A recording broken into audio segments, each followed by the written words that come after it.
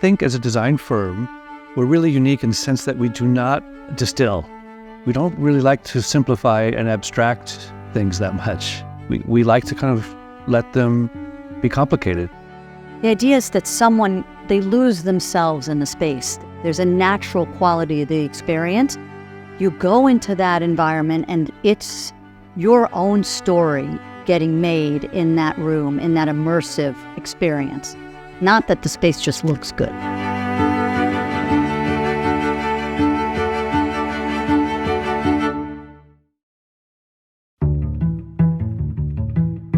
I'm Robin Standefer. Stephen and I started Rowman & Williams about 22 years ago. Rowman & Williams is a multidisciplinary design firm that folds in architecture, interiors, objects, fabrics, everything. We met in Los Angeles working on a movie and shared a love of drawing and nature and such a creative connection. She was one of the first New Yorkers I ever met. She was like an exotic wild animal from another planet. You know, she was just so different than the people I knew growing up. Our training and early careers were in fine art and architecture. And when Stephen and I met, I think we looked at architecture through an artistic lens. I think we both had our head in the clouds a little bit, and that's what attracted us to film. When Stephen and I were working together in the movie business, we talked about wanting to expand what we were doing. In film, we were creating these fictional worlds, and they were really comprehensive, but it lacked true engagement because actors would come for a very limited amount of time. Sometimes I think when we were working in film, it was like we were engaging in that Plato's metaphor of a cave, you know, imitating reality in a soundstage. And then we looked at each other one day and said, let's go to the real world. We were working on set with Ben Stiller on a movie, and he said, why can't my house look as good as the sets do? He hired us to design his home in the Hollywood Hills, and then we did a house for Kate Hudson and a couple for Gwyneth Paltrow, and it started the practice, and we came back to New York and started working on hotels and restaurants, and the rest is history.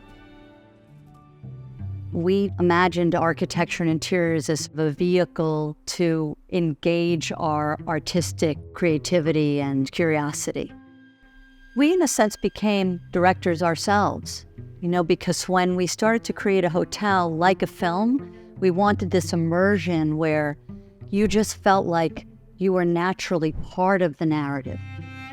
A good director speaks not so specifically about sets. They speak about emotion, and they speak about how you feel when you walk into a room. They don't tell you, paint my room green, or I want this chair. They just talk about how they want the chair to feel. So whether for us it's, you know, galleries at the Metropolitan Museum of Art or the Boom Boom Room, we want to almost disappear if you have all the right objects and all the right architecture, and they evoke your memory and they give you a sense of engagement to make things. It's this incredible hive to create your own stories. It is background, but it's alive. This is our home out of the east end of Long Island, Montauk. We've had it for about 20 years. And Montauk is a laboratory for us.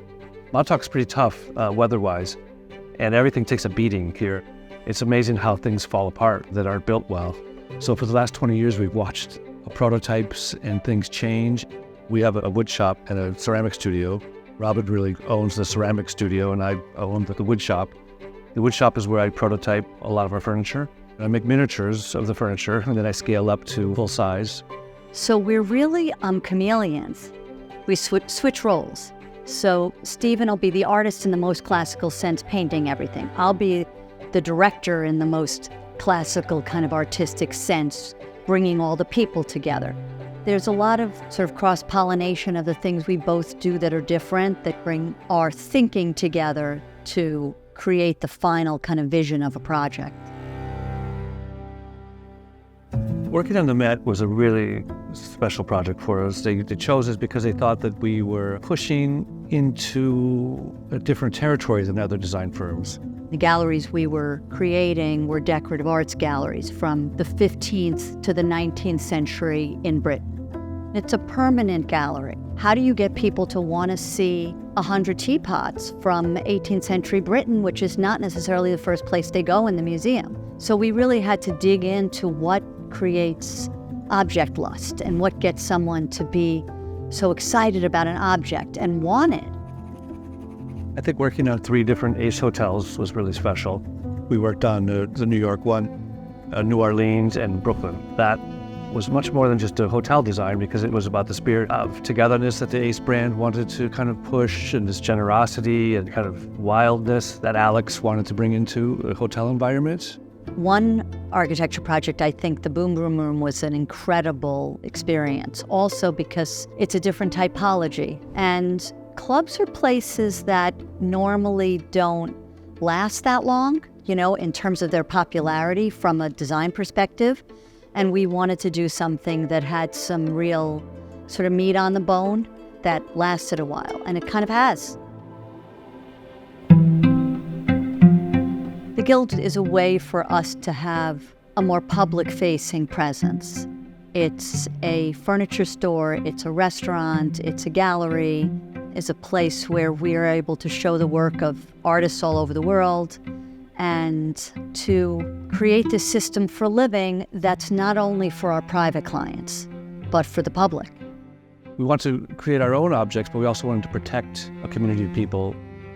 Right down the street now we have a gallery because people, the ceramicists we represented, started to make bigger and bigger things, and they didn't fit in the Guild anymore because it's so eclectic and so compressed. We opened La Mercerie as part of this broader vision for Roman Williams Guild. We opened it in 2017. It's a French restaurant. It's an environment where everything, the furniture, the tableware, the lights, you can buy. La Mercerie is unique in the sense that we own La Mercerie, and we oversee every aspect of the restaurant. We oversee the music, the food, the staffing. We talk to the chef every day. We talk to the bartenders every day. We know everyone's name. And as a designer, you don't always have this experience with a restaurant. You finish it and you kind of become a stranger. But this has been an incredible experience for us, and it's inspired us to do it again with the Sotheby's project. Now we've partnered with Sotheby's to open a new restaurant in the Breuer. The Breuer is, I really might say, the most important modernist building in the country. And to be part of a legacy building as architects and designers, to make a place that's active inside of an iconic building like that is such an honor, but also an incredible challenge. I cannot overstate how exciting it is to just create a space inside of that place. Everything we do is individual. We cannot do the same thing twice. We collect information and we just build and build and build and make it more complicated as we go. This sort of concept of layers of atmosphere is something that we really subscribe to. We're focused on ethos over style. We've always been more about context being everything. Roman Williams creates a world that is natural and easy and something that almost feels that it's always been there.